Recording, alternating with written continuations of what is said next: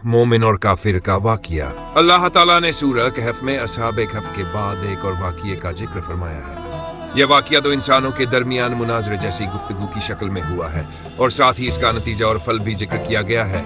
यानी एक का तरीका है जिंदगी माल के एतबार से कामयाब और दूसरे को नदामत व हसरत का मुंह देखना पड़ा। कुरान ने जिस अंदाज में इस वाकिये का जिक्र किया है, हदीस और सीरत और तारीख की किताबों में इससे ज्यादा कुछ नहीं, इसलिए उसी की तरफ लौटना चाहिए। तर्ज और पैगंबर लोगों को एक मिसाल सुना दो आदमी थे, उनमें से एक के लिए हमने अंगूर के 2 बाग मुहैया कर दिए। गिरदा गिर्द खजूर के पेड़ों का घेरा था, बीच की जमीन में खेती थी। बस ऐसा हुआ है, बाग फलों से लद गए और पैदावार में किसी तरह की भी कमी न हुई। उनके बीच सिंचाई के लिए एक नदी जारी कर दी थी। नतीजा ये निकला कि वह आदमी दौलतमंद हो गया। तब एक दिन घमंड में आकर अपने दोस्त से, जिसे खुशहालियां मैसर थी, बातें करते करते बोल उठा, देखो मैं तुमसे ज्यादा मालदार हूँ और मेरा जत्था भी बड़ा ताकतवर जत्था है।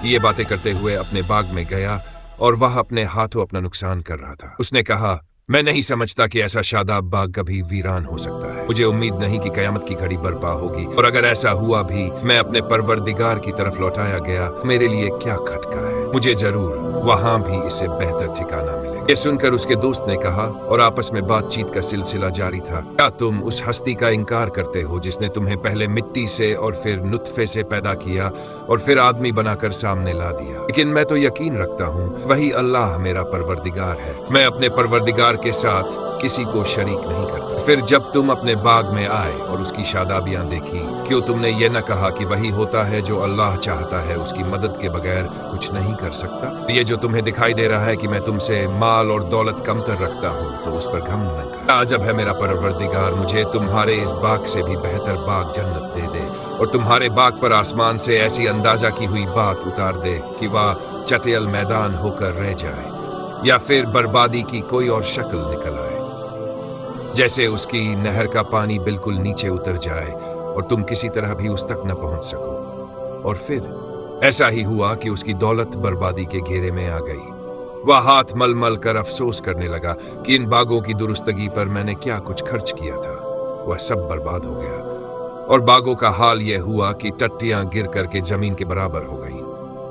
अब वह कहता है, ऐ काश मैं परवरदिगार के साथ किसी को शरीक न करता, और देखो का इज्जत था कि अल्लाह के सिवा उसकी मदद करता, और न खुद उसने ये ताकत पाई कि बर्बादी से जीत सकता।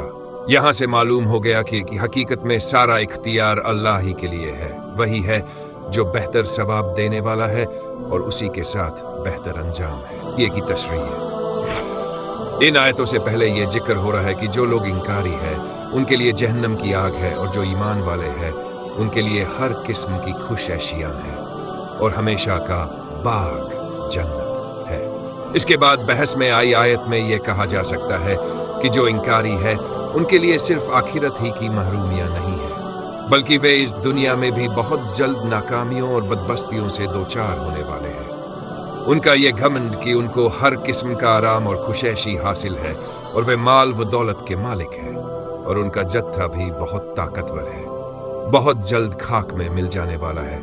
और ईमान वाले अपनी मौजूदा तंगहाली पर बददिल न हो कि वक्त आ पहुंचा है कि उनकी ये बेचारगी और बेबसी हर किस्म की इज्जत व ताकत से बदल जाएगी। साथ ही यह कि दुनिया की खुशैशी भी चलती फिरती छांव है, उस पर भरोसा बेकार है। वह जब मिटने पर आती है तो लम्हों की भी देर नहीं लगती, और दुनिया की कोई भी ताकत उसको नहीं बचा सकती।